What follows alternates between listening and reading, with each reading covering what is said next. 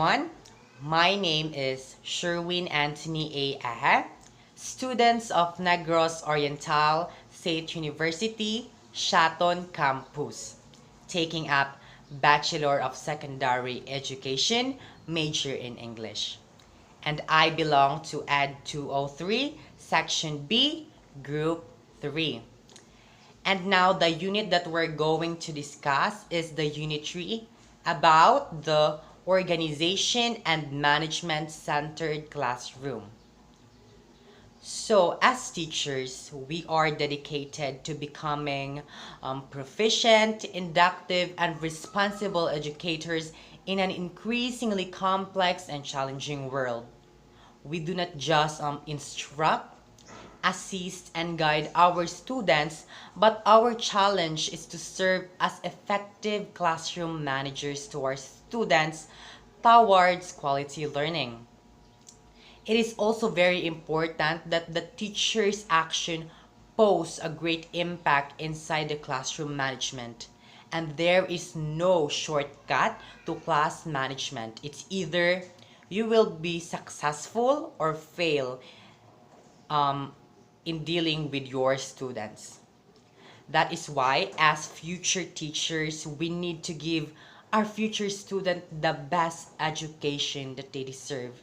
And we should do our very best to facilitate them, especially in managing the classroom, so that they will learn a lot of things and be more knowledgeable, especially that we are very advanced now because we are already in the 21st century.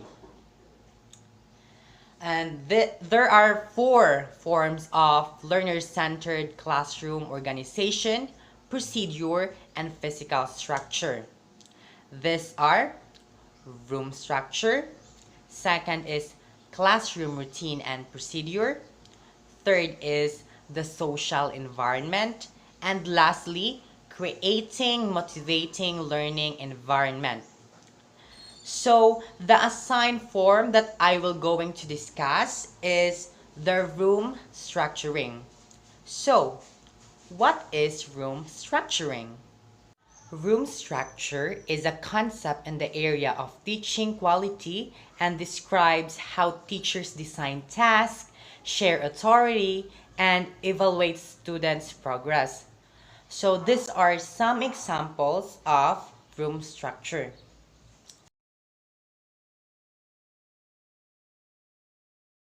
So, as a teacher, it is very important to structure the classroom very well so that the students can enjoy themselves and can focus more on learning. And also, through room structuring, the students are more likely to do his or her very best to study hard to achieve a high grade. And there are three types of room structuring. First is for individual learning. Set up learning centers or stations for students to work at their own pace depending on their abilities and interests. Set up an individual work area for this by of learning.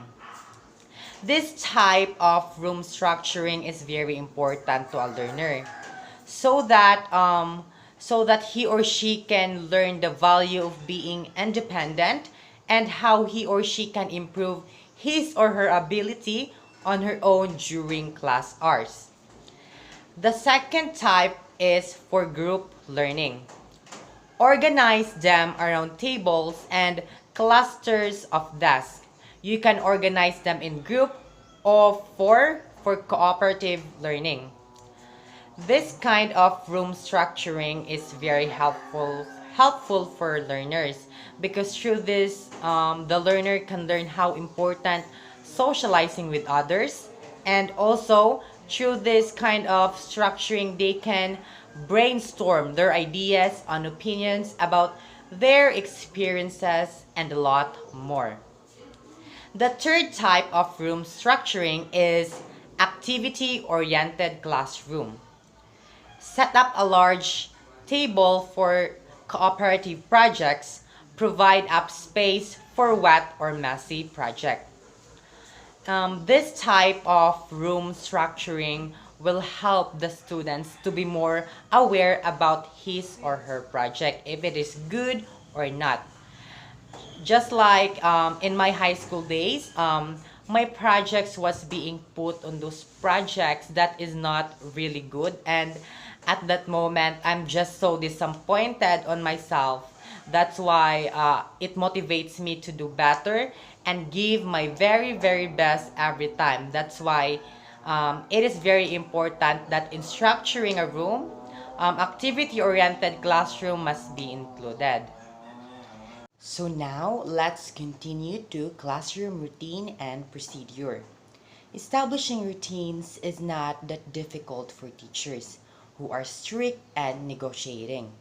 Establishing a routine sent a message to the students that they should cooperate in maintaining order in the classroom. So according to Erlinda de Serrano and Ana Ruby M. Pais, classroom events that you can be routinized are the following. First is getting the attention of students to respond to a particular questions, reactions, and etc. Second is correcting homeworks in class. Third is excusing oneself from class for emergency purpose or use of the comfort room.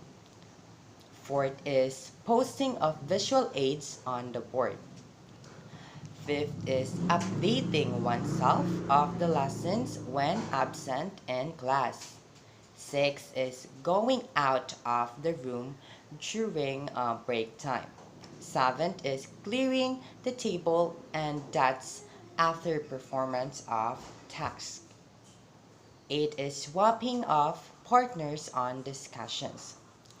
And lastly, reporting and sharing of responses. So this routines is very important because it allows students or learners to quickly accomplish day-to-day tasks that are required of both the teacher and the students. And also, these routines will help the student to be more active in class, and also these routines will make a smoother transitions between activities. So that's all of my report, and I hope you learned a lot from it. Thank you so much, and good day.